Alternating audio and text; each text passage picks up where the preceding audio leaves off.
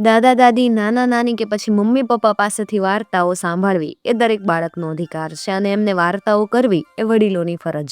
પણ અફસોસ, અત્યારે વડીલો ફરજ ચૂકતા જાય છે અને બાળકો પોતાના અધિકારોથી વંચિત થતા જાય છે.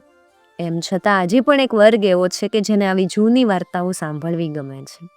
હેલો દોસ્તો, હું છું વૈશાલી અને આજે આપણે આવી જ એક સરસ મજાની મુખ પાટીની લોકવાર્તા સાંભળવાના છીએ.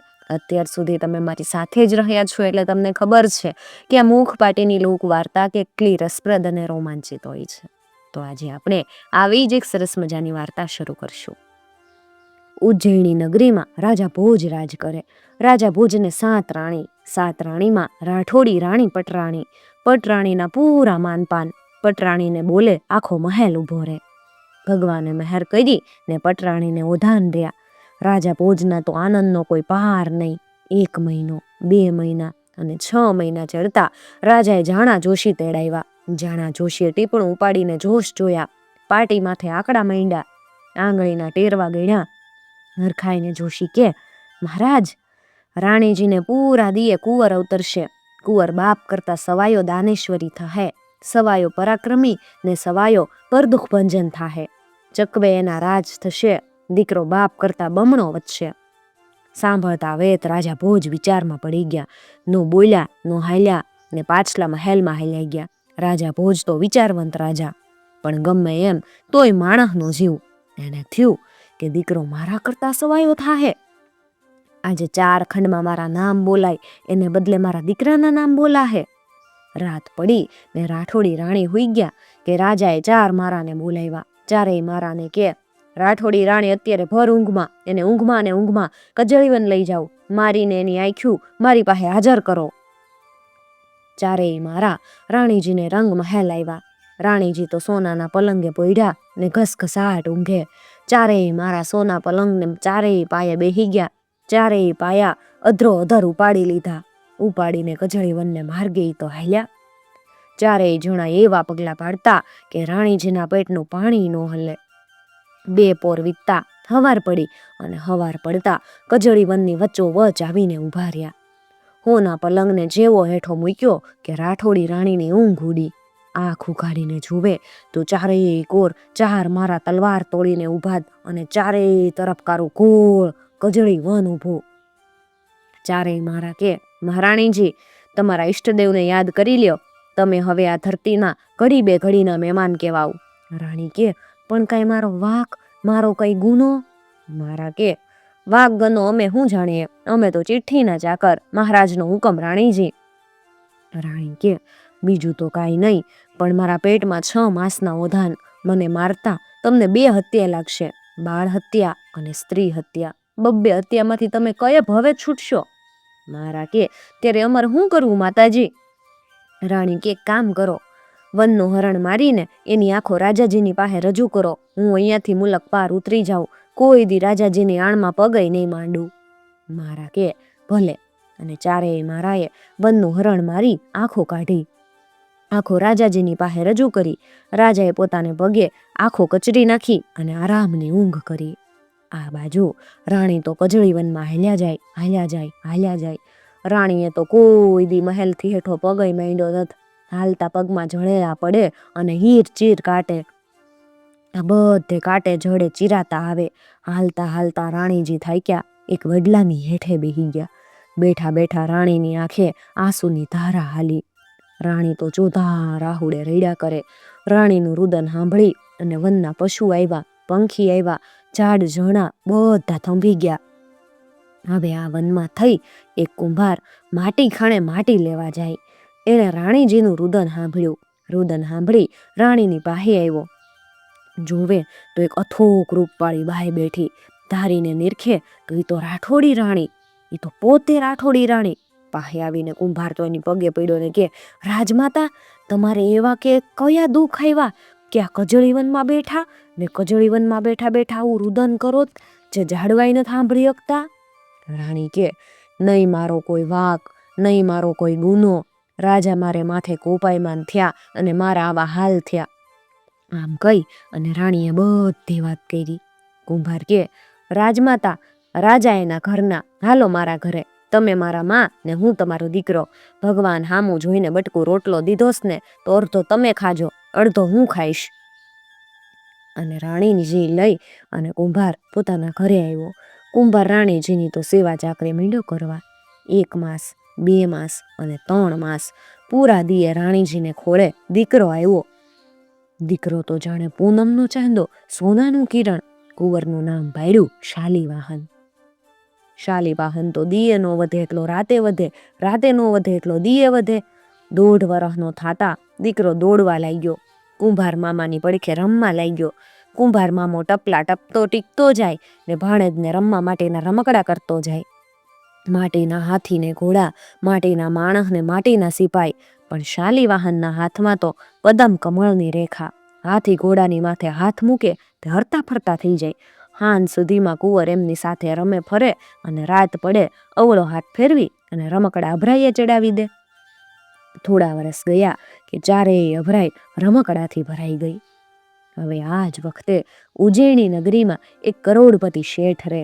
શેઠના વહાણ જાવે લાખના ફેરા કરે. શેઠને 4 કંધોતર જેવા દીકરા, ચારેય દીકરા જાવાના વહાણ ખેડે. એક વખત ચારેય દીકરા જાવાને ફેરે ગયેલા અને શેઠ મરવા પડ્યા.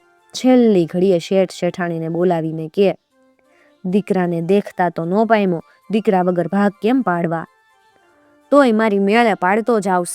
આ ઓરડાને 4 ખૂણે 4 માટલી મેં દાટી રાખી. દરેક દીકરાને 1 માટલી લઈ લેવાનું કહેજે. આટલું કહી શેઠે આંખ મીચી. શેઠના મરણના સમાચાર જાવી ગયા. ચારેય દીકરા વાણ વાળી અને પાછા આવ્યા. ચારેય દીકરાએ બાપનું રૂડી રીતે કારજ કર્યું અને જગમેળો કર્યો. કારજ પૂરું થયે માએ ચારેય દીકરાને ભેગા કર્યા, માટલીની વાત કરી. દીકરાઓએ ઓરડાના 4 ખૂણા ખોદ્યા. 4 ખૂણામાંથી 4 માટલી નીકળી. માટલી ઉઘાડીને જોવે તો એકમાં સોના મહોર, બીજીમાં કાગળ, ત્રીજીમાં હાડકા ને ચોથીમાં ન મળે ધન કે ન મળે દોલત. આ ભાગ કઈ જાતના? પણ એમને થયું બાપા વિચારવંત હતા. મમસ્થાઈ કઈ આમ કરે નહીં, વાતમાં કંઈક મરમ હશે. આવો મરમ રાજા ભોજ વગર કોણ સમજે? ચારેય ભાઈ રાજા ભોજને દરબાર આવ્યા. આવીને રાજાને બધી વાત કરી. રાજા ભોજે ચારેય મટકા જોયા, આમ જોયા તેમ જોયા, પણ બીજું કાંઈ દેખાય નહીં. રાજાને કાંઈ સમજ પડી નહીં. માથું હલાવીને કે, આ વાત મારી સમજની બાત બીજા કોઈને પૂછી જોવો ને. ચારેય ભાઈઓએ માથે મટકા લીધા, ગામ પર હાલી નીકળ્યા. ગામમાં કોઈ સમજુ, કોઈ શાણા માણસ સંભળાય એની પાસે જાય તો પોતાની વાત રજૂ કરે. વાત સાંભળીને ભલ ભલા શાણા સમજુ માથા હલાવે. ચારેય ભાઈ નિરાશ થઈને આગળ જાય. હવે હાલતા હાલતા હાલતા એ જે ગામમાં શાલીવાહન રહેતા હતા ત્યાં આવ્યા. શાલીવાહન બેઠો માટીના ઘોડે રમતો હતો. ત્યાંથી ચારેય ભાઈ નીકળ્યા. શાલીવાહન નજર કરે તો 4 જુવાન જોત માથે મટકા મૂકીને હાલ્યા જાય. જોતા એને અચરજ થઈને ઊભા રાખીને કહે, શું થયું? ક્યાં જાવ તમે? ચારેય ભાઈઓએ માંડીને બધી વાત કરી. વાત સાંભળીને શાલીવાહન કે, બસ આટલી જ વાત છે ને? તમારો તોડ તો હું લાવી દઉં, પછી કાંઈ? ચારે ભાઈ કે, તો તારા જેવો ભગવાન નહીં ભાઈ. અને ચારેય ભાઈઓને મટકા હેઠા મૂક્યા. એ શાલીવાહન કે, ચારેય જણા 1 મટકું લઈ લ્યો. ચારેય ભાઈઓએ 1 મટકું લઈ લીધું.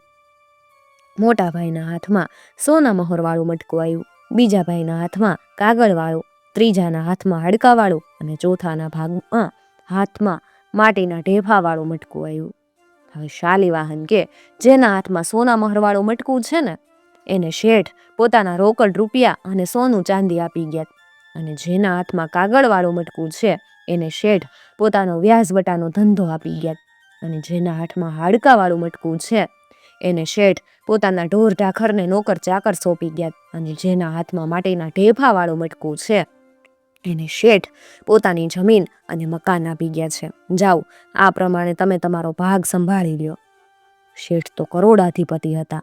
એમની પાસે આ ચારેય જાતની સંપત્તિ સરખા પ્રમાણમાં. આવા સરખા ભાગ પડતા ચારેય ભાઈ રાજી રાજી થઈ ગયા. શાલીવાહનની શાબાશી દેતા દેતા તો પાછા ફર્યા. આવીને ચારેય ભાઈઓએ ભાગ પાડી લીધા. ને પછી તો રાજા ભોજને સમાચાર કેવડાવ્યા કે મહારાજ, આપે તો અમારી વાતનો તોડ ન કાઢી દીધો, પણ પાહેના ગામના જ એક કુંભારના નાનકડા છોકરાએ ઊભ અમારો તોડ લાવી દીધો. આ સાંભળીને રાજા ભોજને શરમ થઈ.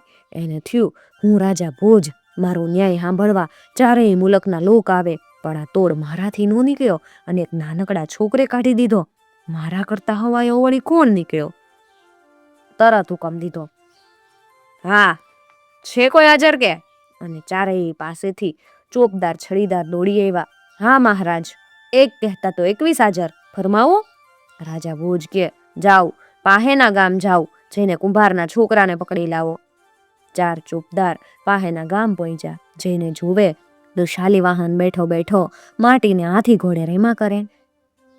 ચોકદાર એને કે, ચાલ તને રાજા ભોજ બોલાવે. શાલીવાહન કે, રાજા એના ઘરનો, જાઓ એને કેજો કે કામ હોય તો અહીં આવે, હું કઈ આવવા નવરો નથી.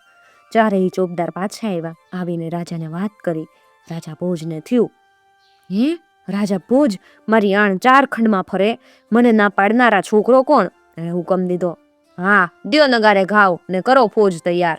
રાજા લાખો લાખ સેના ફોજ લઈ ને પાહેના ગામ ઉપર ઉતરી પડ્યો. ગામને સીમાડે સેનાની ધક બક બોલી.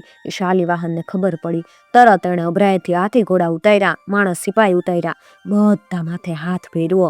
હાથ ફેરવતા ભેગા હાથી ઘોડા હરતા ફરતા થયા. પોતાની સેના સજ્જ કરીને શાલીવાહન સામે હાલ્યો. જાતા જાતા એની માં કે, બેટા બધાને મારજે પણ રાજાને નો મારતો. રાજા ભોજ તો ધરતીનો થાંભલો, ગરીબનો આધાર. શાલીવાહન કે, ભલે. ગામના પાદરમાં જ બંને સેનાનો સામસામો ભેટો થયો. ઘોર ધમસાણ મચ્યું. ટપોટપ બે બાજુ માણસ મરવા લાગ્યા. પણ શાલીવાહનના હાથમાં તો પદમ કમળની રેખા. જેવા એના માણસ મરે કે માથે હાથ દઈને ફેરવે, તરત એનો માણસ સજીવન થઈ જાય. સજીવન થઈને મંડે લડવા. પોરની વીકતા તો રાજાની સેના સાફ થઈ ગઈ. એકલો રાજા ભોજ બાકી રહ્યો. રાજા ભોજને શાલીવાહને પકડી લીધો. પકડીને પોતાને ઘરે લાવ્યો. ઘરમાં એક ખાટલાની માથે બેહાડી દીધો. જઈને પોતાની માને વાત કરી. ને તરત રાઠોડી રાણી રાજા પાસે આવી. રાજાને પગે પડી. શાલીવાહનને કે, બેટા પગે પડ, આ તો તારા પિતાજી. કુંભારે આવીને બધી વાત કરી. રાજાને થયું કે લખ્યા લેખ કાંઈ મીટે. દીકરો મારા કરતા સવાયો ન્યાયી અને સવાયો પરાક્રમી નીવડ્યો, આ તો મારું નામ ઉજાળશે. તરત રાજાએ શાલીવાહનને બથમાં લીધો. રાણીને માથે હાથ મૂક્યો. રાઠોડી રાણી અને શાલીવાહનને લઈ રાજા ઉજ્જૈણી આવ્યો. રાજગાદી ઉપર શાલીવાહનને બેહાડી દીધો. પોતે ધર્મ ધ્યાન કરવા કજવી વનમાં રાઠોડીની રાણીની સાથે હાલી નીકળ્યો. અને પછી તો શાલીવાહને ખાધું પીધું ને મોજ કરી. આંબે આવ્યો મોર, વાર્તા કહેશું પોર. મિત્રો, તમને જો આવી વાર્તાઓ સાંભળવી ગમતી હોય તો ચેનલને જરૂરથી સબસ્ક્રાઈબ કરી અને સાથે આપેલું બેલ આઇકોન પ્રેસ કરજો, જેથી આવનાર નવા વિડીયોઝની નોટિફિકેશન સૌથી પહેલાં તમને મળી શકે.